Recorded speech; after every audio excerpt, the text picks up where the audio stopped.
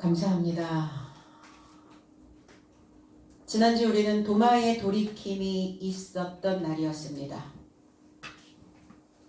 그래서 주님께서는 도마에게 또 거기에 있었던 제자들에게 나를 보고 믿는 자보다, 나를 표면으로 믿는 것보다 보지 않고 믿는 이면으로 믿는 자는 행복하다. 내가 이 말씀을 기록하는 것은 예수께서 하나님의 아들 그리스도이심을 너희들이 믿게 하여서 너희들의 이름 안에서 살아있는 영을 가지게 하려 함이다 말씀하셨어요. 오늘 나의 믿음 안에 깨달아진, 그래서 하나님의 영이 소유되어져 있다면 오늘 우리는 반드시 믿음의 그 새벽의 믿음으로 일어나는 귀한 시간이 될 줄로 믿습니다. 1절로 2절. 그 후에 예수께서 디베라 바다에서 또 제자들에게 자기를 나타내셨으니 나타내신 일이 이러하니라. 시몬 베드로와 디두모라 하는 도마와 갈릴리 가나 사람 나다나엘과 세베대의 아들들과 또 다른 제자 둘이 함께 있더니 그랬어요. 이런 삶을, 이런 일을 그 후에가 아니라 예수께서 이런 삶을 결합하여 디베라 바다에 연결된 제자의 삶에게 다시 자신을 나타내셨으니 이와 같이 나타내셨다. 시몬 베드로와 디두모라 불리는 도마와 갈릴리 가나 출신 나다나엘과 세베대의 아들들의 삶과 그의 다른 제자된 삶 중 다른 둘이 같이 있더라 이렇게 얘기했어요. 도마가 주님과 이제 한 쌍이 된, 그리고 내가 살아있는 영을 너의 이름 안에 기록되게 하려 합니다. 이 사건들이 있은 후, 이 일과 결합된 후에 제자들이 다 디베랴로 가버렸네요. 오늘 주님은 제자들에게 세 번째 나타나고 계십니다. 디베랴는 티베리우스라고 하는 단어인데 지키다라는 의미를 가지고 있어요. 근데 이 지역은 이제 갈릴리 바다의 북쪽의 해변에 세워져 있는 성읍입니다. 이 디베라라는 곳이. 근데 헤롯 안디바가 AD 2025년경에 세워서 갈릴리와 베레아 지경의 수도로 삼았던 지역이었어요. 그래서 이 지역이 황제 디베료의 이름을 따서 디베랴다 이렇게 명명했죠. 그러니까 예전에는 그 지역들을 그 황제의 이름을 따서, 유명한 사람의 이름을 따서, 우리도 그렇죠. 뭐 여기 무슨 길 이렇게 하듯이 디베라라고 하는 이 단어, 디베료라고 하는 황제의 이름을 땄다. 그 디베료라고 하는 그 의미는 좋은 관찰, 좋게 관찰하다. 모든 게 다 좋은가요? 다 좋게 좋은 것으로 다 관찰하는. 우리가 언뜻 들었을 때는 그 사람 참 긍정적이고 좋은 관찰을 하고 있는 사람이니까 괜찮은 사람인 것 같으나, 나쁜 건 나쁘다 말할 수 있어야 되고 좋은 건 좋다라고 말할 수 있는 그러한 분명의 감정적 정리가 사람에게는 필요하다는 겁니다. 자, 디베라 바다로 갔어요. 지키기 위해서. 지키다. 뭘 지키려고 갔을까요? 그들이 지켜왔던 게 무엇이고 앞으로 그들이 지키고자 했던 것들이 무엇이었을까요? 이 제자들의 삶이. 기어이 그들은 과거의 삶으로 그 바다를 건너갔어요. 주님에게 배웠던 그 배움의 시간들을 지키려고 했을까요? 아니면 주님과 함께 동고동락했던 그 시간들의 의리를 지키려고 했었던가요? 오늘 그들이 지키고자 했던 것은 과거의 옛날의 습성들, 과거의 패턴, 구약적 신앙생활을 해왔던 그 삶을, 그 신앙을, 그 종교 행위를 지키고자 했다는 거예요. 그럼 건너가지 말았어야죠. 주님과 함께 배웠다면, 주님에게로부터 배움이 있었다면 그 배움을 지키고 있어야 되는데 이제 엉뚱한 것을 지키고자 건너갔다는 거예요. 니마 그 강을 건너지 마오 그랬죠. 건너왔어요. 우리는 다 이미 애굽으로부터, 광야로부터, 가나안으로부터 이제 6째 날에 도달한 그리스도 예수의 그 바다로 건너온 자들입니다. 그런데 다시 빽했다는 거예요. 다시 어디로 들어가요? 광야로 들어가면 다행이게요. 이렇게 사람들의 성향이, 사람들의 생각들은 이미 내 안에 초기화되어져 있었던 그 상태의 것으로 다시 초기화가 되어진다는 거예요. 뭐하지 않으면, 진짜 지키지 않으면, 내가 무엇을 지켜야 하는지에 대한 중요한 어떤 중심을 지키지 않고 있으면 그렇게 다시 옛날의 신앙의 패턴으로 초기화가 되어져 버린다는 거예요.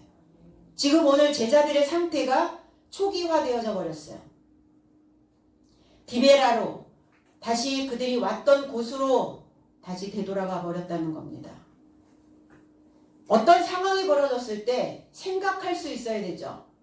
내가 지금 이 상태에서 다시 옛날의 상태로, 다시 옛날의 믿음으로, 옛날의 신앙으로, 종교 행위로 초기화 될 것인가? 디베라로 건너갈 것인가? 거기서 내가 지켜왔던 것들을 또 다시 지키러 갈 것인가? 아니면 내가 주님을 만나야 되는, 주님을 만났을 그때에 내가 내 인생의 갈 바를 알지 못하고, 그리고 여전히 그 바닥에서 허우적거리고 있었을, 죽고 싶을 만큼 힘들었었던, 그 가난했던 그 삶에서 하나님께서 나를 지금까지 이끌어 주셨고 나를 지켜주셨던 것처럼 나는 지금 과연 어떤 하나님에게 신의를 지켜야 한다고 생각하고 있는가? 나는 무엇을 지키고자 지금까지 존재해 왔는가? 그것을 다시 되짚어 볼 수 있어야 되는데, 오늘 제자들의 알 수 없는 그 한 사람 한 사람의 그 인간의 심사를 알 수 없는 그런 상황이 벌어져 버렸다는 거예요. 한길 사람 속을 알 수 없는, 한길 사람 속을 우리는 알려고 배우는 거죠. 죽을 때까지 한길 내 마음 속을, 내 심리를 알지 못하고 사는 자는 불행한 자들입니다.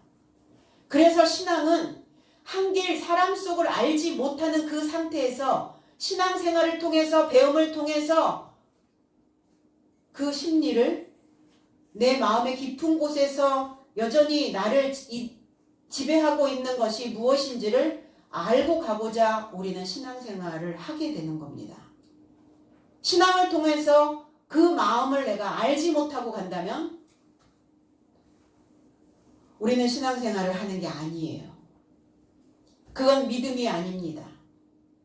내 안에 무엇이 있든 내 바탕에 있는 그것들을 내가 알아차리고, 그 알아차려진 내 생각은 그것보다 더 좋은 것을, 그리고 더 위대한 것을, 더 높은 것을 추구할 수 있도록 이끌어가는, 그래서 그 이끌어갈 수 있는 그 생각을 지키고 있어야 된다는 겁니다. 엉뚱한 데로 건너가서 그거를 지키는 거예요. 그건 하나님에 대한 의리가 아니에요. 하나님 바라보실 때, 부모가 바라보실 때 어떻겠어요? 기껏 다 찢겨서 건너가게 했더니 다시 예전의 삶의 패턴으로, 다시 그 종교 행위로, 다시 그 초기화되어지는 그 상태를 보고 부모 심정은 어떨까요?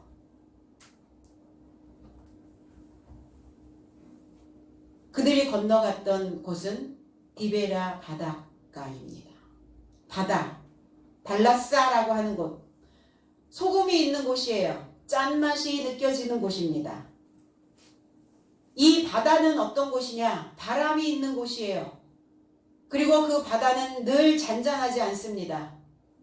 늘 좋은 것만 보고 가지 않아요. 여기선 바람과 거기서 일어나는 그 바람에 의해서 일어나는 물결이 있어요. 그래서 풍랑이 있는 곳입니다. 그래서 풍파가 많은 인생, 늘 풍랑을 경험하고 있는 그 인생, 내가 어느 바닷가에 서 있는지 생각해야 해요. 왜 내 마음에 계속 풍파가, 인생의 풍랑이 가라앉지 않고 있는지, 그리고 왜 이러한 풍랑이 내 속에서 일어나고 있는지, 그것을 내가 내 중심을 보지 못하고 있다면 그는 하나님과 결합되어져 있는 자가 아니라는 겁니다. 그냥 내가 좋은 꼴만, 좋은 것만 보고자 하는 내 어떤 사상에 물들어 있는 자라고 말할 수 있습니다. 계시록 13장 1절에 내가 보니 바다에서 한 짐승이 나오는데 뿔이 10이요 머리가 7이라. 그 뿔에는 10개의 면류관이 있고 그 머리들에는 신성모독하는 이름들이 있더라. 바다에서 나온 짐승이래요. 이 떼리온이라고 하는 이 바다에서 나온 짐승은 맹수입니다. 독이 있는 위험한 동물. 이 바다에 그 강에 괴물이 살고 있대요. 우리의 생각을 하나님의 말씀을 통해서 중심을 지키지 못하고 있으면 우리의 바닷속에 괴물을 키우고 있다는 겁니다. 짐승 같은 속성. 근데 독이 있대요. 그 독에 물리면 독에 중독돼 버리는 거죠. 종교가 큰 가르침을 통해서 사람의 생각들을 키워내지 못하면 독을 만들어 버려요.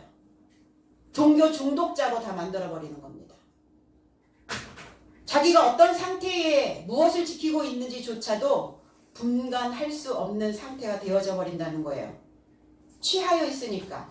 독에 중독되어져 있는 사람들이니까. 그런데 그 바다에서 나온 짐승이 뿔이 10개래요. 뿔, 이 케라스라고 하는 단어는 머리털이라는 단어를 가지고 있고 쥐엄나무 꼬투리의 껍질이라는 의미를 가지고 있어요. 우리 머리털 보면 머리털. 그러니까 영양가가 하나도 없는 바짝 말라버린 쥐엄나무 그 꼬투리. 그러니까 그 꼬투리에 무슨 먹잘 것이 있습니까?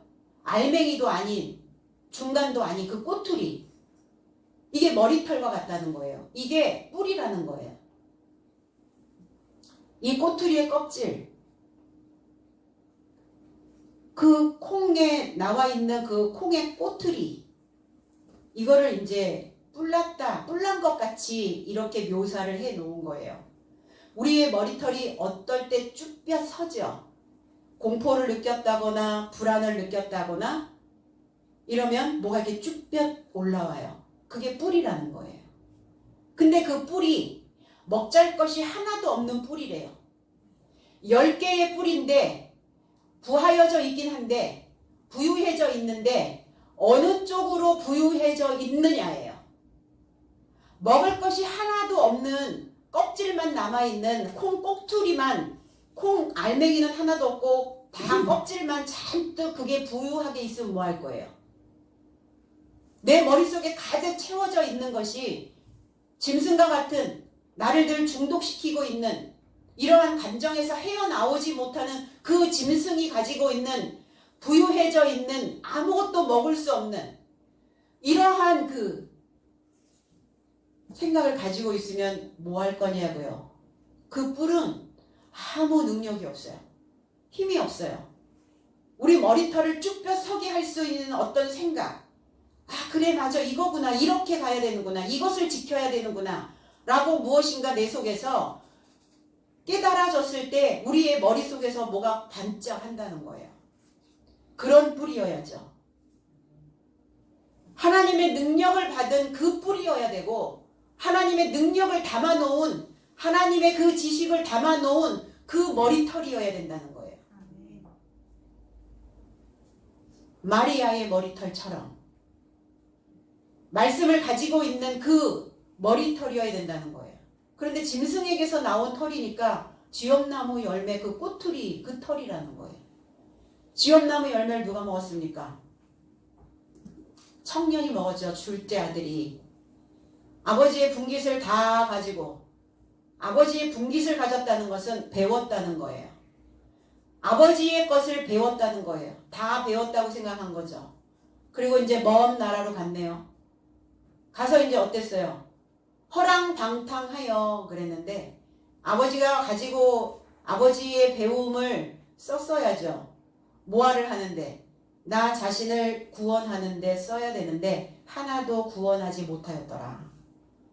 나를 그 감정에서 벗어나지 못하도록 거기에다가 그냥 쳐 넣어버린 거예요. 초기화되어져 있는 그 상태에 나를 그냥 몰아 넣어버린 거예요. 그래서 하나도 구원하지 못하고 있었던 그 상황에서 아버지께로부터 배웠던 그것을 먹는 기간 동안은 있었겠죠. 속에. 그런데 지식이라는 것은 이게 꾸준히 연결되어져 있지 않으면 그 지식은 끊어져 버려요. 말라버립니다. 그러니까 이 둘째 아들이 바닥이 난 거예요. 뭘 먹었냐? 아버지께로 돌아오기까지 돼지가 먹는 쥐염 열매로 배를 채우고자 하되 주는 자가 없는지라 그랬어요. 초기화된 종교 행위로 갔는데도 또 채워지지가 않네요. 그것조차도 주는 자가 없네요. 짐승의 속성에 내 본성에 길들여져서 그 본성, 내 본성에서 나오는 것으로 평생을 배불릴 수 있다면 얼마나 좋아요. 사람은 가다 보면 그게 너무 좋아서 선택했는데 평생 좋지는 않아요. 가다 보면 한계가 와요. 그리고 그것을 먹는 어떤 정점을 찍게 됩니다. 그게 전부니까. 그 콩꼬투리처럼 바짝 말라버린 쥐염나무 열매에서 나와 있는 그거에서 나오는 것은 한계가 있으니까 또 채워지질 않는 거예요. 그럼 어디로 가요? 어디로 갈 거예요? 음부로 갈 거예요? 하늘로 솟아오를래요? 아버지께로 오는 거죠. 다시 오늘 제자들의 상태가 다 가버렸어요. 다 돌아갔어요. 그 짠내 나는, 그리고 그것이 열이어 부해져 있는, 그리고 머리가 7이라. 머리는 딱 잡기 좋은 곳이죠. 이 머리가 딱 잡히잖아요. 온몸이 말을 안 들어요. 머리가 잡히면 잡힌 대로 끌려다니는 거예요. 우리의 몸과 마음은. 잡혔어요. 뭐에 잡혔어요? 그 짐승에 부하여져 있는 그 쥐염남 열매와 같은 그 사상에 잡혀 있다고요. 근데 머리가 7이라. 7은 완전하다, 만족시키다, 맹세하다, 서약하다라는 히브리어에서 세비이라고 하는 단어를 만들어냅니다. 그러니까 이 머리가 7이니까 완전히 서약 끝난 거예요. 내 속에서 맹세한 거예요. 내 속에서 무엇인가를 만족시키고 있는 거예요. 이걸로 나는 완전해. 내 삶은 이렇게 완전해졌어라고 생각하고 있는 거예요. 그게 머리가 7이라. 7의 머리의 숫자가 아니라 무엇인가 잡혀있는 생각으로 그냥 서약해버린 그 상태를 계시록에서는 이렇게 바깥의 모형으로 묘사해 놓은 거예요. 우리의 속에서 이러한 상황들이 벌어진다고요. 머릿속에서. 그리고 그 뿔에는 10개의 왕관이 있네요. 왕관은 어때요? 머리의 둘레를 딱 잡아주죠. 머리의 둘레를 딱 이렇게 감쌉니다. 그러니까 더욱더 쪼이는 거예요. 더욱더 그 생각으로, 짐승의 생각으로 중독되어져 있는 그 생각으로 딱 그 틀 안에 그냥 갇혀버리는 거예요. 듣겠어요? 들려요? 보여요? 느껴집니까? 맛이? 안 느껴져요. 그게 제자들의 상태라고요, 지금. 주님이 3번째 나타나셨는데 보이지 않아요. 아무것도 안 보이는 거예요. 과거에 돌아갔으니까 얼마나 좋게요. 왜? 익숙하니까. 해왔던 것들이니까. 이미 내 머리에, 이미 이 뇌에 이 해마라고 하는 이 기억 장치 속에, 이 뇌 속에 이미 다 저장되어져 있는 것들이니까 이거 꺼내 쓰는 거 너무 편하고 좋죠. 새로운 거 받아들여서 새로운 거 머리에 정리해서 하나님의 것으로 기름지게 하려고, 하나님의 것으로 부유하게 하려고, 하나님의 생각으로 능력으로 뿌리 나오게 하려고 하니까 이 신앙생활 자체가 힘이 드는 거예요. 그래서 제자들은 선택을 한 거죠. 그렇게 하기로. 한둘이 아니죠. 지금 이 디베라 바닷가에 있는 이 자들이 7명이나 거기에 쭉 나래비를 서 있다는 거예요. 그런데 그 잡혀있는 머리에는 참남함, 신성모독하는 이름들이 있더라. 우리가 하나님의 이름을 계속 부르고 있고 내가 교회에 출석을 하고 있기 때문에 우리는 하나님을 한 번도 신성모독한 적이 없다라고 생각을 하죠. 그러면 신성모독하는 것이 뭐예요?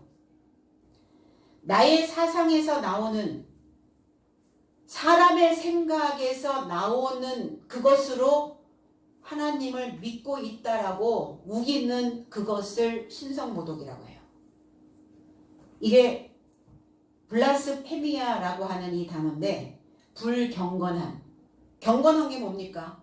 경건한 건 말씀이죠. 그 말씀은 나를 씻어내는 거예요. 생각을 씻어내는 말씀이 아니면 불경건한 거예요. 말씀에서 떠난 자를 신성모독하는 자로, 불경건한 자로, 사람의 생각을 말하는 자를 불경건하다, 이렇게 성경은 정의를 내리고 있습니다. 그러니까 내 사상에서, 본성에서 나온 그 짐승, 그 뿔, 지엄나무 꼬투리는 아무것도 먹을 것이 없어요. 이런 삶으로 부해져 있는 이 머리가 잡혀 있으니, 서약하고 맹세하고 이것으로 완전케 되어져 있으니까 듣지 않는 거예요. 그럼 주님은 쫓아다니면서 지금 당신 할 말만 하시는 거죠. 그러면 되냐 안 되냐 안 들려요. 이게 다 뿔이 올라왔는데 자기의 생각에 이미 다 이렇게 딱 태에 두르고 있는데요. 그 잡혀서 머리를 둘러서 감아 있는데 무슨 소리가 들려오겠어요. 그래서 그러면 시행착오 해봐라. 그리고 두시는 거예요. 둬야 해요. 어떻게 뜯어 말기겠어요. 그 짐승적, 그 첫 사람의 생각을 말하고 있는 이것이 신성모독하는 자이다. 온통 머릿속에 그 사람의 생각으로, 짐승적인 본성적 생각으로 채워져 있다는 겁니다. 그 바다로 건너간 제자들의 삶이에요. 어떻게 해야 할까? 고민하셨겠죠, 하나님도. 예수께서 얼마나 그 제자들을 당신의 사역의 현장에서 피를 토하며 피눈물을 쏟으며 가르치셨어요. 그것도 주변 사람들한테 얼마나 환영받으면서 가르치셨나요? 때로는 돌로, 때로는 조롱으로, 때로는 모욕당하시면서. 바리새인 서기관들, 그들의 형제들, 그 유대인들, 겉으로 보는 것으로 믿고 있는 그들에게 끊임없이 모욕을 당하시면서도 결코 그 지식을 포기하지 아니하셨거든요. 제자들은 자기들의 짐승 같은 본성이 올라왔을 때 그걸 아랑곳하지 않아요. 이게 사람이에요. 이게 짐승 같은 사람의 모습입니다. 머리 검은 짐승 거두지 말라 이렇게 얘기하죠. 세상 사람들은 그래요. 머리 검은 짐승 거두면 안 된다고. 그런데 하나님 입장에서는 머리 검은 짐승을 거둬서 사람 만드는 그 작업을 하시는 겁니다. 그런 지도자여야 되고, 그런 교회여야 되고, 그런 신앙생활을 해야 되는 겁니다. 다 내치면 뭐가 남아요? 다 내 입맛에 맞는 사람이 어디가 있으며? 없죠. 이 바다로 건너간 이 제자들의 삶을 삶에 주님은 오늘 또 말씀으로 나타나셨어요. 시몬 베드로. 시몬은 어떤 자입니까? 듣는다. 베드로, 페트로스, 돌이라는 단어예요. 그러니까 듣는 돌 이렇게 표현을 해야 되겠죠. 듣는 돌인데 무슨 소리를 듣고 있냐는 거예요. 뭘 듣고 있냐는 거예요. 듣는 게 중요합니까? 새겨 들어야죠. 다 들어요. 지금 들으시죠? 그냥 듣는 거와 새겨 듣는 건 달라요. 새겨 들으면 중심이 잡혀요. 새겨 듣지 않으면 이 고막만을 그냥 통과하는 소리로만 허공을 맴돌 뿐입니다. 말씀이 아닌 다른 소리가 베드로 속에 들리고 있는 겁니다. 베드로 속에서 들리는 소리죠. 듣는 돌인데 그 돌은 죽었네요. 디두모라 불리는 도마. 이제서야 주님과 결합되어 탈바꿈 되고 있는 상황이에요. 터널을 빠져나왔죠. 우리도 그런 상태였다는 겁니다. 도마처럼 이렇게 이중적 신앙생활을 하면서 그리고 이원론적인 그런데 그 사상이 주님과 결합되어지면서 주님과 한 쌍이 되어진 거예요. 되어져 가는 여정입니다. 갈릴리 가나 사람 나다나엘 갈릴리 굴러왔죠. 왜 굴러오셨어요? 여기까지 어떻게 굴러서 오셨어요? 여기까지 굴러왔다면 이제 내 삶을 하나님께 위탁하셔야 된다는 겁니다. 또 굴러가실래요?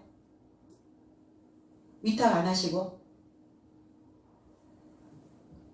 이제 굴러와서 어떤 상황이어야 되냐? 나다나엘처럼 우뚝 바로 세워져서 하나님의 뼈대를 만든 이게 나다나엘이라고 하는 이름의 의미예요. 우뚝 바로 세워져 하나님의 뼈대를 만들었다. 그럼 여기 굴러왔을 때는 내가 우뚝 세워져서 하나님의 뼈대를 만들려고 굴러오신 거잖아요. 근데 오늘 제자들은 그렇게 되지 못하고 있다는 겁니다. 나다나엘 역시 여기까지 굴러왔는데 이제 마지막 단계가 남아있거든요. 굴러왔으면 위탁하셔야죠.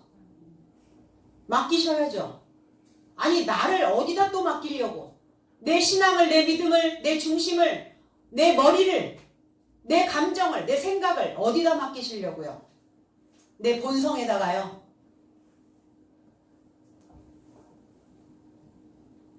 그래서 이제 주님은 오늘 또 나타나셨네요. 세베대의 아들. 세베대라고 하는 의미는 견디어 선물을 받다 이런 의미를 가지고 있어요. 선물 받으셨잖아요. 많은 생각들이, 많은 지식이 그래서 이 높은 지식을 경험한 사람들은 초등학문에서 가르치고 있는 그 지식은 식은 죽 먹기가 돼요. 얼마나 잘 쏙쏙 들어오겠어요. 여기에서 높은 지식을 경험하였기 때문에 그 초등학문에서 말하고 있는 것들이 쏙쏙 들어오는 것이지 높은 지식을 경험하지 못했다면 여전히 그냥 그 상태에서 머물러 있었을 거란 말입니다. 그래서 견디어서 선물을 받아서 세운 자들이 야고보와 요한이에요. 세베대의 아들들 야고보와 요한. 야고보라고 하는 의미는 야곱, 구약의 야곱이라는 이름, 발꿈치라는 의미를 가지고 있어요. 그러면 사람들의 어떤 모습을 이야기를 할 때 정수리서부터 발뒤꿈치까지, 발뒤꿈치, 후미진 곳, 그리고 그냥 늘 바닥에 꼬레비, 그렇게 뒤에 처져서 살고 있었던 그 인생들을 하나님 가르치셔서 뭐 하셨어요? 이제 그 앞장 설 수 있는 발꿈치로 만들어 주신 거예요. 그런데 그들이 또 어떻게 되었죠? 그 인생을 제대로 딛고 설 수 없을 만큼 자기 자신을 속여가면서 살아왔던, 믿음이 있다라고 스스로에게 사기치고 살았던 그 삶의 발꿈치로 또 되돌아가 버린 거예요. 요한이라고 하는 의미는 은혜로운 자라는 의미예요.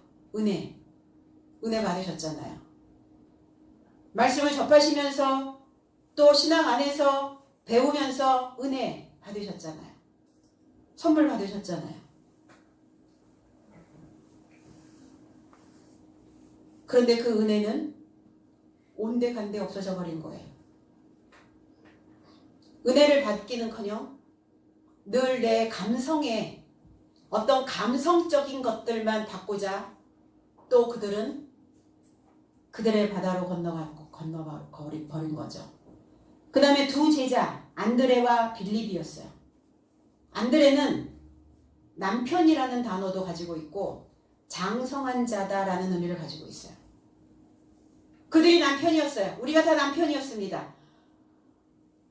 구약에 속하여 있는 남편이었어요. 두 남편을 섬겼던 자들이 이제 그리스도 예수이신 한 남편을 섬기게 되었다는 거예요. 두 사상이 나를 늘 휘감아서 늘 내 안에서 갈등이고 내 안에서 늘 저항이고 내 안에서 늘 힘들었던 삶이 이제 한 남편을 섬김으로 인하여 정리가 되어졌어요. 그런데 그들은 또 다른 남편에게 넘어가 버렸네요. 안드레. 빌립은 말을 좋아하다라는 의미를 가지고 있어요. 말을 좋아하다. 말, 타는 말. 타발마. 소식을 전하는 자죠. 소식통, 정보통. 말을 좋아하. 많은 소식을 전하는 걸 좋아해. 내가 가지고 있는 정보를 이거 괜찮은 정보야. 그러면 다른 사람들한테 막 주고 싶어 하는 사람. 이 7명의 제자들과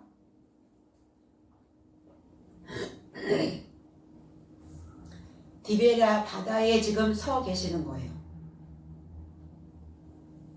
찾으러 오신 거죠. 생각나겠지.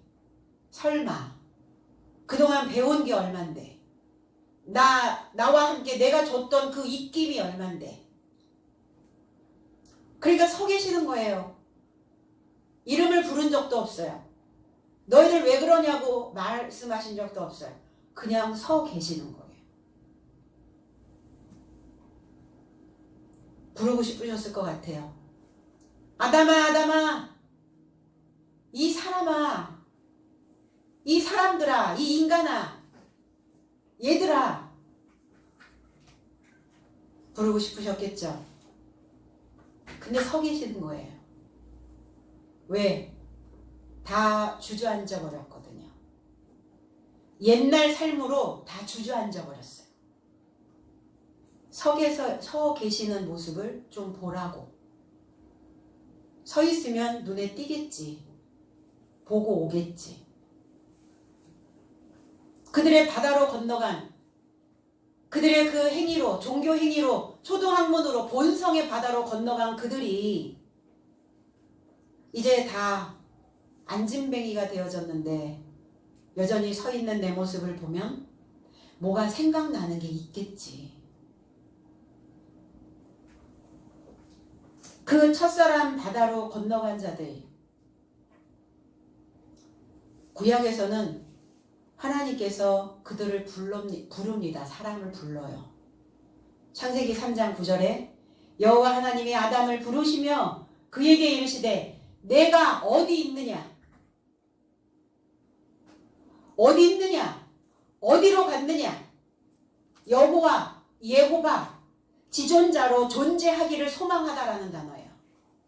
나는 지존자로 존재하기를 소망하는데 그 지존자로 존재되어지려면 아담이 필요하다. 아담아 어디 있느냐? 지존자로 내가 너희들의 속을, 너희들의 내면을, 너희들의 속성을 그렇게 만들어 놓으려고 했는데 어디 있느냐? 하나님이 아담을 부르셨죠. 하나님, 엘로힘, 위대하신, 능한, 지존하신 이 엘로힘이라고 하는 이 단어는 배우고 본받도록 가르쳐 살아있는 물이 되게 하는 것. 배우고 본받고 가르쳐서 살아있는 물로 만들어 놓는 거. 이걸 엘로힘이라고 얘기를 해요. 배우고 본받고. 본받을 자가 없었나요? 제자들이 이 길을 걸어가면서 본받을 사람이 하나도 없었어요. 모델이 아무도 없었나요? 아, 나는 저 사람처럼 살았으면 좋겠다라고 하는 이런 거 없나요? 우리가 살면서? 있잖아요.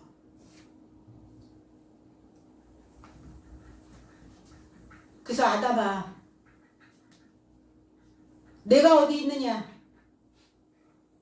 그래서 아담은 배우고 본받아서 그 깊은 물이 된 자를 아담이라고 말하는 거예요. 그거를 사람이라고 말하는 겁니다. 배우고 본받아서 깊은 물이 되어진 그 사람, 그 가르침을 받아야 그 깊은 물을 퍼올릴 수가 있어요. 내 안에 물이 있어도 그 물을 퍼올릴 수 있는 그 가르침이 없다면 퍼올릴 수가 없죠. 그래서 배우면, 가르침을 받아들이면 그 물이 내 안에 깊은 물이 만들어지는 겁니다. 너무 얄팍하게 하지 마시고. 그래서 훅 먼저 올라오는 물은 버리죠. 처음 이렇게 훅 쏟아지는 물은 버리셔야 해요. 그 다음에 쏟아지는 물을 먹습니다. 우리 몸에 어떠한 성분들이 있는지, 우리의 몸에 혹시 염증은 있지 아니한지 그거를 검사하는 것도, 소변 검사를 할 때 첫 번째 소변은 버리시고 두 번째 소변을 받아오십시오, 이렇게 얘기를 해요. 두 번째 나오는 게 우리의 몸에 있는 것들을 싹 쓸어서 나오기 때문에 그래요. 처음에는 고여있는 게 나오거든요. 처음에 생각은, 고여있는 생각이 훅 올라오는 거예요. 내 몸 전체를 돌고 있는 그 물은 느릿느릿 움직여요. 2차원적인 그 사고의 체계는 느릿느릿 올라와요. 그러니까 제발 두 번째 물을 퍼 올리시라고요. 부르셨어요. 카라 부르셨어요. 말을 거는 거예요. 그에게 말씀하시는 거예요. 내가 어디 있느냐? 어디 있느냐? 초대하시는 거죠. 초청하시는 거죠. 이 어디 있느냐라고 하는 이 아이라고 하는 이 단어에는 네가 지금 어떤 길에 있느냐? 네가 지금 어떤 존재로 있느냐? 정말 내가 너를 찾을 수 없는 것이냐? 내가 너를 찾을 수 없더냐? 근데 이미 아담은 보암직하고 먹음직한 그 지식에 들어가 버렸어요. 나와 함께한 그 아내가 꼬였습니다, 이렇게 얘기하죠. 결국은 자기 생각이면서, 자기 거면서, 먹기에 좋은, 먹을 수 있는, 그러니까 우리는 먹기에 좋은 것을 선호하죠. 먹음직이라고 하는 단어가 토부라는 단어예요. 직, 토부, 좋은. 내가 먹기에는 이게 좀 좋아. 내가 먹기에는 이게 좀 난 것 같아. 그럼 어때요? 먹기에 좋은 것이니까, 금방 먹기에 좋으니까 그걸 선택하죠, 사람들은. 인스턴트. 그럼 인스턴트 계속 먹으시면 어떻게 돼요? 병들어요. 몸이 병들어요. 내장 기관이 다 병들어요. 말씀도 신앙도 먹기에 좋은 게 있어요. 우리의 사고를 병들게 해요. 왜? 생각하지 않아도 되니까. 내가 이것을 조리를 해서 슬로우 푸드로 만들어내는 그 기간을, 그 시간을, 그 힘든 물, 수고로움을 덜어버릴 수 있으니까. 그리고 보암직. 이 직이라는 단어가 토부라는 단어가 또 아니에요. 이게 타바라고 하는 단어인데 보았다. 우리의 눈에 샘이 있어요. 눈샘. 이 눈이거든요. 보이는 대로 들어오거든요. 우리 눈에 무엇이 좋아 보이면 또 받아들이는 거죠. 눈으로 보고. 직이라고 하는 단어가 내 안에 만들어진 그 물의 상태대로 열망하게 된다는 거예요. 이게 열망하다, 주관적인 기쁨이다, 이런 의미를 가지고 있어요. 자기 주관적인 기쁨. 근데 물론 주관적인 기쁨, 주관적인 생각 좋죠.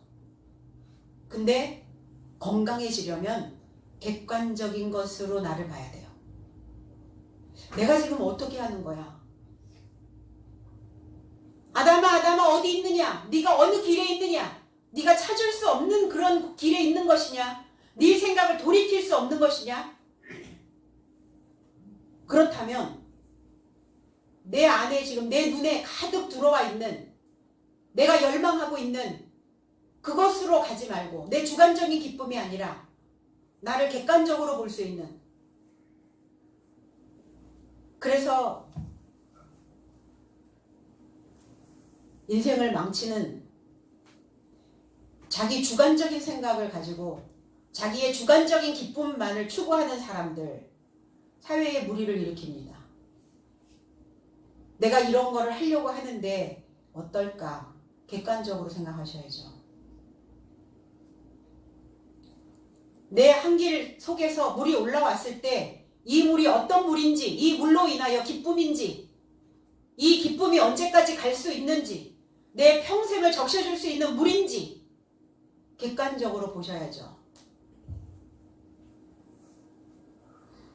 당장 먹기 좋다고 그 샘에서 기쁨을 받는 것 같아도 하나님이 주시는 기쁨이 아닙니다. 내 주관적인 기쁨일 뿐이에요.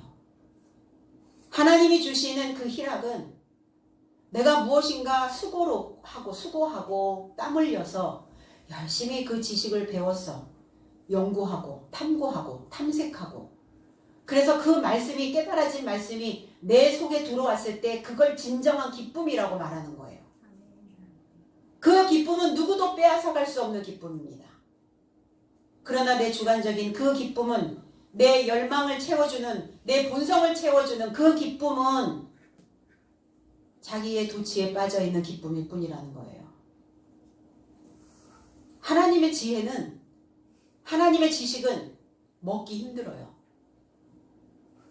어려워요. 이 말씀이 어렵도다. 어려워요. 내가 어렵게 가르치는 게 아니라, 주님이 일부러 어렵게 가르치는 게 아니라 어려워요.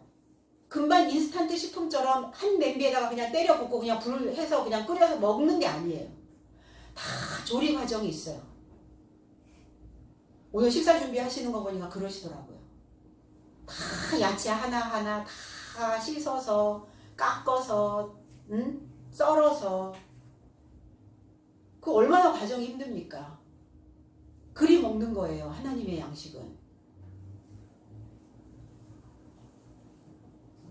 자기 경험에서 나오는 신앙, 자꾸 내 경험적인 신앙, 내 경험에 많은 경험을 가지고 있는 어떤 신앙관, 거기에서 나오는 그 보암직, 먹음직한 것은 뱀이 주는 양식이에요. 내 경험에서 찾고 무엇인가를 찾고 먹으려고 하는 것은 그 뱀이에요. 녹뱀이에요. 그러니까 머리가 노시 되었더라. 들어가겠어요? 들어가냐고요. 머리가 노시 되어 버렸는데. 뭘 먹고 먹겠다고. 뭘 먹고 살겠다고. 그 디베라 바다로 건너가느냐는 거예요. 제자들이. 구별해서 먹어야 우리는 이 바다에서 건짐을 받는 겁니다. 내 사상에, 내 첫 아담의 바다에서 우리는 건짐을 받는 것을 구원이라고 하는 거예요. 아니 그래서 구원을 받으려고 여기까지 왔는데 다시 그 수렁으로 들어가. 이 제자들이 경험해야 되나 보죠. 또 그것을 한바탕 또 뒤집어 쓰고 가야 되나 봐요, 제자들이. 그래서 하나님의 말씀은 구원과 연관성이 있어요. 오늘 주님은 또 나타나셨죠. 강화시키시려고. 주관적인 그 생각을 갖고 있는 것을 좀 객관적으로 보게 하려고. 네가 어느 길에 있느냐? 네 존재가 어디에 있어야 되느냐? 너 자신을 지금 찾았냐? 오늘 이 물음에 우리는 답을 드려야 될 줄로 믿습니다. 아멘. 3절로 4절 시몬 베드로가 나는 물고기 잡으러 가노라 하매 저희가 우리도 함께 가겠다 하고 나가서 배에 올랐으나 이 밤에 아무것도 잡지 못하였더니 날이 새어갈 때에 예수께서 바닷가에 서셨으나 제자들이 예수신 줄 알지 못하는지라. 눈이 가려지고 귀가 닫히고 자기 주관적인 그 생각에 빠져 있으면 안 보여요. 그러면 나를 객관적으로 봐줄 수 있는 사람들의 의견을 들어야죠. 나를 무엇이라 하는가? 내 행동을, 내 언행을 보고 나에 대하여 무엇라고 이야기하고 있는가 들어야죠. 새겨 들어야죠, 제발. 풍랑을 자처합니까? 풍랑을? 그 풍랑 많은, 풍파 많은 그 인생을 또 만들어요. 그러니까 그 주관적인 기쁨은 잠시라고요. 그 영원하지 않다고요. 오늘 시몬 베드로가 저의 삶에게 말하며 나는 고기 잡으러 돌아가겠다고 말하자 나의 삶도 너와 함께 가겠다 하고 나가서 배에 곧장 올랐으나 이 밤 안에서 아무것도 잡지 못하였다. 새벽이 되자 벌써 예수께서 해변에서 계셨고 그럼에도 불구하고 제자된 삶이 예수이신 것을 알아보지 못하였던 것이다. 시몬 베드로가 항상 선동입니다. 나는 고기 잡으러 가겠다. 새겨 듣지 못하고 있는 거죠. 어떠한 그 인생의 결정권이 나한테 주어졌을 때 어떤 것을 결정해야 되는 그 시기에 새겨 들은 자와 귓등으로 들은 자의 삶이 달라요. 인생의 고비가 왔을 때도 마찬가지입니다. 사실은 무엇인가를 선택해야 된다는 것은 인생의 고비거든요. 그 인생의 고비가 선택 없이 그냥 쭉 가면 너무 좋죠. 그런데 뭔가를 결정해야 되는 시기가 와요. 주기적으로 와요. 고비가 온 거예요. 그러면 새겨들은 자는 그 벽을 술술 넘어가요. 근데 새겨듣지 못한 자는 결국은 그 소금기가 많은 그 짠내 나는 곳으로 그 가난하고 짠내 나고 쿰쿰한 냄새가 나는 그곳으로 돌아갈 수밖에 없어요. 내 얘기가 아니라 말씀이라고요. 그래서 느끼는 거예요. 새겨 듣고 있는 자는 지금 이렇게 인생의 어떤 흐름에서 공기의 저항을 최소화할 수 있으려면, 그리고 인생의 이 겨울, 인생의 추위가 왔을 때 어떻게 해야 되는지를 알아요. 공기의 저항을 최소화할 수 있도록 이 말씀에 방한복을 입죠. 방한복 입지 않으면 이제 혹독한 겨울에 온몸이 다 트는, 살갗이 다 터져 나가는, 어디서 또 절여질지는 몰라도 그 짠내 나는 그 바닷가로 또 돌아가는 거죠. 그 짐승의 본성에 푹 또 절여져서 한바탕 또 그렇게 너덜거리고 살겠죠. 제자들이요. 배운다는 것, 배웠다는 것, 그만큼 무거운 거예요. 내가 배웠다면 중요한 임무를 가지고 있는 거예요.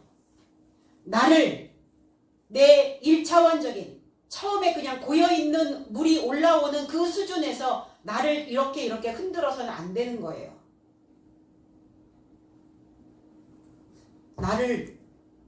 내가 너무하죠. 내가 나한테 너무 하고 있는 거예요.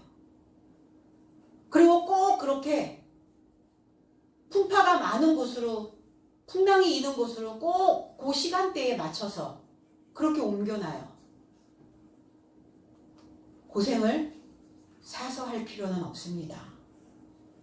고생 사서 하라고 주님을 통해서, 그 가르침을 통해서 그들에게 힘든 삶을 주려고 주님을 보내신 게 아니에요. 더 우리의 삶을 매끄럽게, 유연하게, 행복하게. 그런데 그 삶이 만들어지는 과정은 힘들어요. 고난이에요. 그것을 벗겨내지 않으면 그 인생이 다시 초기화되어 된다는 겁니다. 물고기, 이 할리유오라고 하는 단어, 물고기라는 단어가 아니에요. 그냥 어부가 되다라는 의미예요. 그래서 어부는 이제 물고기 잡으러 가는 자니까 그냥 나는 지금 고기 잡으러 간다 이렇게 되는데, 나는 어부가 되었으니까 나는 어부의 삶으로 간다, 이렇게 이 의미로 얘기하는 거예요. 그럼 어떤 어부냐는 거예요. 마태복음 4장 18절로 19절에 갈릴리 해변에 다니시다가 두 형제 베드로라 하는 시몬과 그 형제 안드레가 바다에 금을 던지는 것을 보시니 저희는 어부더라. 말씀하시되 나를 따라오너라. 내가 너희로 사람 낚는 어부가 되게 하시리라. 예수께서 갈릴리 바다를 두루 다니시다가 바다에 이르러 그물을 던지는 베드로라 불려지는 시몬과 그의 형제 안드레 두 형제를 알아보았다. 저 삶은 어부의 삶이더라. 그리고 그는 저 삶에게 말씀하신다. 나의 뒤에 오라. 그러면 내가 너의 삶을 사람의 어부 삶으로 만들 것이다. 사람을 낚다라는 단어는 없어요. 사람을 낚는 어부가 되게 아니라 사람의 어부 삶으로 만들겠다고요. 사람의 어부가 있고 고기의 어부가 있어요. 그러면 사람의 형상을 한 어부가 될 것이냐, 아니면 물고기의 형상을 한 어부가 될 것이냐. 물고기의 형상을 한 게 뭡니까? 다곤. 물고기, 풍요의 신이에요. 풍요로운 신. 너희가 그동안 신앙 안에서 풍요로운 신을 섬겼다면 이제는 사람 어부의 삶, 사람에 되어진, 사람의 어부는 사람이 되는 그런 어부가 되게 하겠다. 사람의 어부. 이 사람이 된 사람을 즈문둥이라고 이렇게 해요. 즈문둥이. 이게 즈문이라고 하는 의미는 우리나라 천이라고 하는 순우리말이에요. 그러니까 사람의 어부는 즈문둥이가 되는 거예요. 천을 가지고 있는 거예요. 그러면 그래서 이게 고려 가요의 그 정석가에 등장합니다. 즈문 해를 떨어져 살아간들 믿음이 끊어지리 있으랴. 이렇게 이제 정석가에 나와 있는데, 하나님의 지식의 바다에서 일천 배우고 본받아서 탈바꿈 된 그 믿음. 그러니까 그 믿음은 변질되지 않는 믿음이에요. 변질되지 않는 그 믿음을 가진 자를 사람의 어부라고 말하는 거예요. 그러나 베드로와 제자들은 고기잡이, 고기를 잡아 풍요만을 꿈꾸는, 그래서 먹기 좋은, 내 주관적인 기쁨을 채워줄 수 있는 그 종교 행위로 돌아가겠다고 하는 거예요. 그러니까 다 지금 이제 동조 현상이 일어났죠. 나도 함께 가겠다. 그러니까 뭐 때문에 그렇게 그 비린내 나는 그 선창가로 돌아가려고 쿰쿰한 냄새가 막 배어오는, 왜 그곳으로? 그리고 그들은 배를 탔습니다. 배에 오르자 밤이 왔다 이랬어요. 어떤 배입니까? 우리는 배죠. 우리는 항해에 삽니다. 나라고 하는 이 생각에 나를 싣고 우리의 삶을 싣고 떠나가는 배예요. 근데 이 배에 무엇을 싣고 가느냐예요. 어떠한 사상, 어떠한 사고를 싣고 가느냐.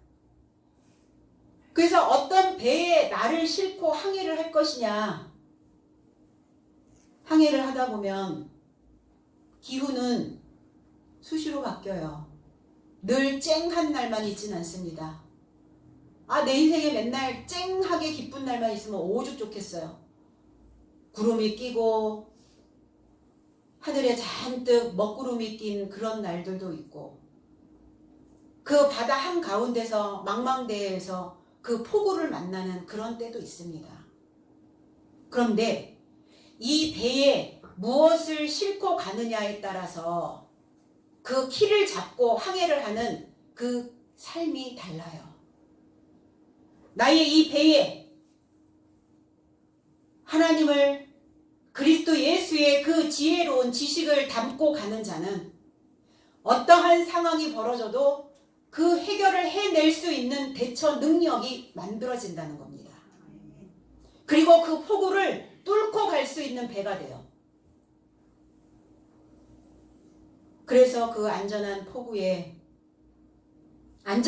어딥니까? 교회요.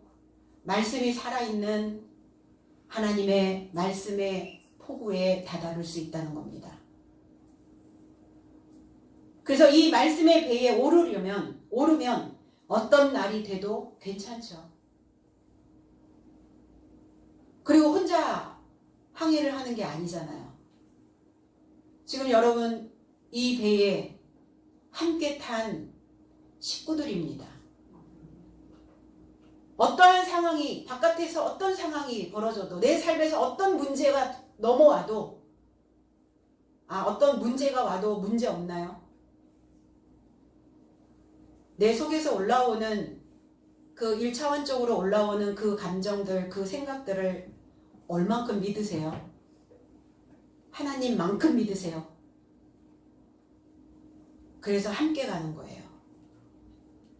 이 배에 탄 이 식구들이 있으니까, 그리고 이 한 솥에서 나오는 이 양식으로 하나님의 뼈를 만들어 놓은 그 골격과 세포들을 가지고 있는 자들이 있으니까 안심하고 갈 수 있다는 겁니다. 밤이 문제죠. 데살로니가전서 5장 7절에는 왜냐하면 자는 자들은 밤에 자고 취하는 자들은 밤에 취하느니라. 낮의 자녀는 하나님의 자녀고 하나님의 아들입니다. 낮이 되었다는 것은 안식이 되었다는 거예요. 일곱째 날에 들어간 자를 낮의 아들이다, 빛의 아들이다 라고 말하는 겁니다. 그러면 이 안식이 되어진 자는 밤이 오지 않죠. 그래서 일곱째 날은 저녁이 되며 아침이 되니라는 단어가 없어요.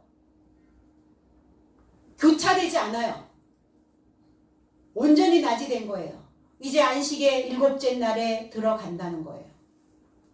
밤에 자고 밤에 취하는 자들은 어떤 자들이냐? 감정적인 신앙을 가지고 있는 자들이에요. 감정적인, 감성적인. 그런 이런 자들은 어딘가에 홀린 듯 취하지 않고서는 맨정신으로는 살 수가 없는 사람들. 그러니까 자기 감정에 취하고 자기 감정에 취했다는 것은 이성과 논리가 없다는 거예요. 이성과 논리는 영적이지 않다는 거예요. 그 인생 자체가 밤이라는 거예요. 밤에 취한 거예요. 자고 있는 거예요. 깨어 있다면 정확하게 봐서 분별하고 들어오는 소리를 새겨들어서 들어야 해요. 자니까 비몽사몽이니까 무슨 말 했는지 못 알아들었어. 내가 비몽사몽 봤는데 말이야. 뭔지 잘 모르겠어, 물체가. 그래서 낮에 자녀는 지극히 이성적이기 때문에 잠잠히 내 주변을 이렇게 살피면서 내가 지금 살고 있는 이 상황에 뿌리를 내리고 그냥 잠잠히 가는 거예요. 맨정신으로. 그래서 주님께서 정상적이고 이성적인 사고를 가지고 그 영적인 지각으로 분별력과 통찰력 있는 삶을 살 수 있도록 제자들을 가르치셨죠. 근데 다 밤에 취하여 자고 있는 자들의 모습을 제자들이 보여주고 있다는 겁니다.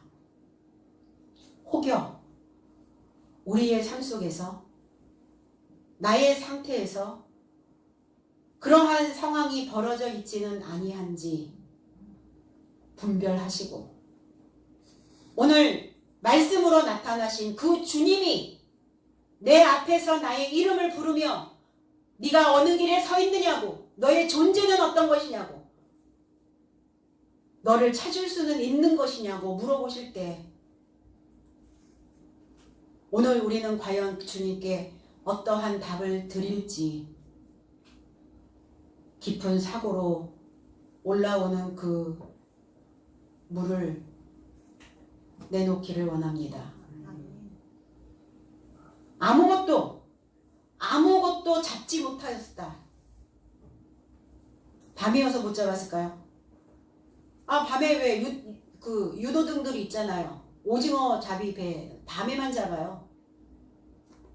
갈치 잡는 이런 어선들 다 밤에 작업들을 합니다. 왜? 유도등들을 켜놓고 환하게 켜놓잖아요. 그러니까 이 제자들은 지금 자기들이 가지고 있는 유도등조차도 없는 거예요. 완전 흑암, 완전 깜깜, 완전 무식이 그냥 확 들어가서 그 생각들을 완전히 장악해버린 거예요. 그래서 취해버렸다고요. 거기에 취하면 어때요? 이제 취하잖아요. 그러면 우리 뇌의 그 뒤에 소뇌라고 있는 그 작은 뇌가 있는데 이 소뇌가 우리의 몸의 균형을 맞춰주는 역할을 합니다.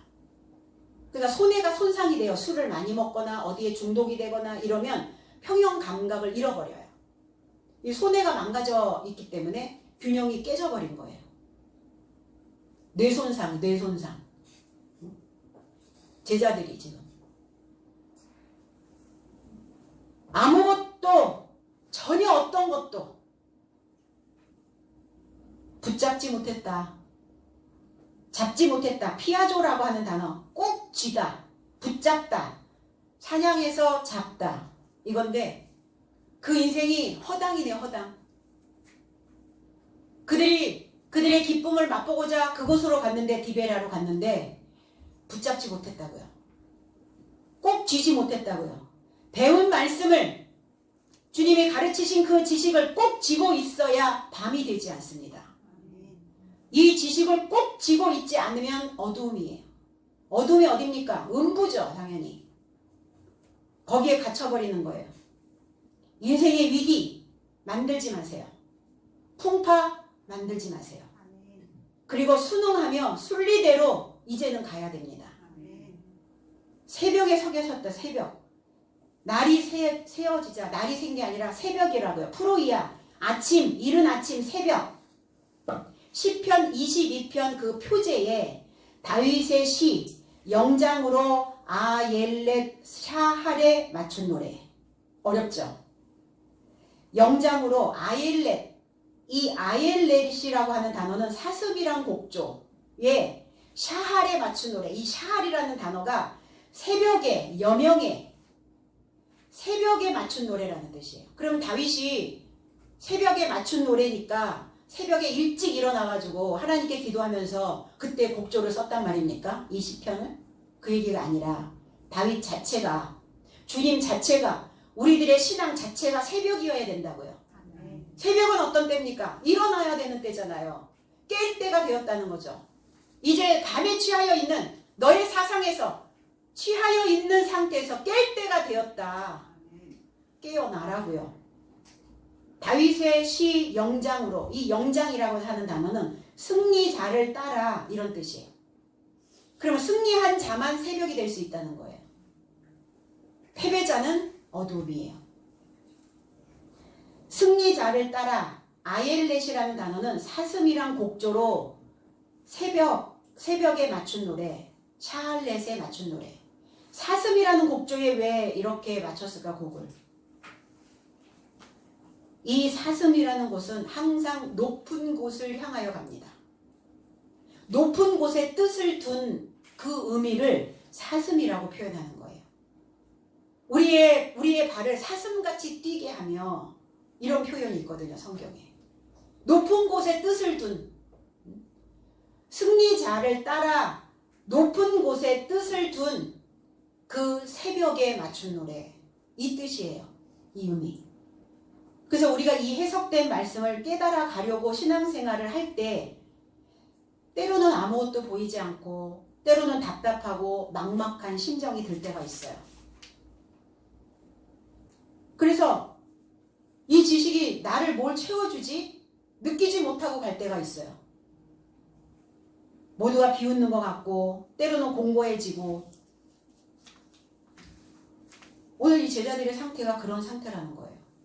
그런데 겸손이 있는 자는, 묵묵히 이 길을 걸어가는 자는 하나님의 지식으로 먹고 배부를 수 있고, 그 여호와를 찾고자 하는 그 마음이 새벽빛같이 살아날 것을 말씀하고 계시는 겁니다.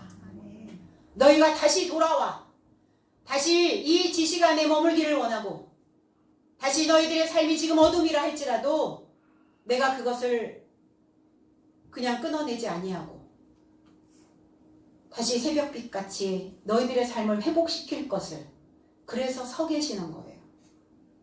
바라봐 주시는 거예요. 나무라지 아니하시고 책망치 아니하시고. 그래서 승리자로 높은 곳에 그 뜻을 둔 사슴으로 깨어있는 자가 하나님을 향하여 소망하는, 이것이 새벽 기도예요. 프로슈코마이라고 하는 단어예요. 하나님을 향하여 소원하다. 이들은 하나님을 향하여 소망하는 기도를 하지 않았어요. 왜? 그들이 어두움인데 무슨 새벽 기도를 했겠어요?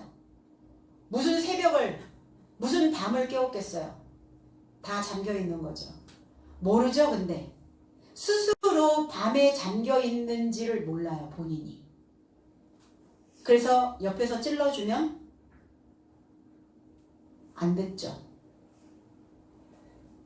논머리가 됐대, 논머리. 그러니까 들어가질 않아요. 제자들의 상태예요. 그래서 보시는 거예요, 그냥. 그래서 우리 모두가 다 깨어서 하나님께 드려지는 나 자체가 새벽기도. 이 새벽기도, 물론 시간에 맞춰서 드려지는 그 새벽기도도 있죠.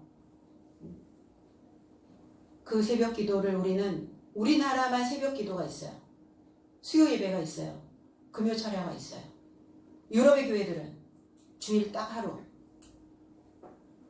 그 새벽에 대한 개념을 모르겠죠. 우리가 깨어 있을 때여야만이 보여지는 시간에 맞춰서 드리는 새벽 기도도 의미가 있다는 거예요. 나는 자고 있으면서 비몽사몽이면서 내 자체에, 내 존재에 내가 지금 어떠한 사상으로 굴러가고 있는지조차도 모르고 있는 상태에서 무슨 새벽을 깨우시겠냐고요. 오늘 제자들은 주님에 대한, 주님의 가르침에 대한 이러한 생각들을 알아보지 못하고 있는 겁니다. 우리 모두가 다 이제 하나님을 향하여 소망하는 그 새벽 기도로 저와 여러분들의 삶을 깨워내시고, 그리고 내 자신을 잘 보존하고 그동안 배워왔던 그 말씀을 잘 지키는 사람의 어부 되시기를 주님의 이름으로 축복합니다. 기도하겠습니다. 아버지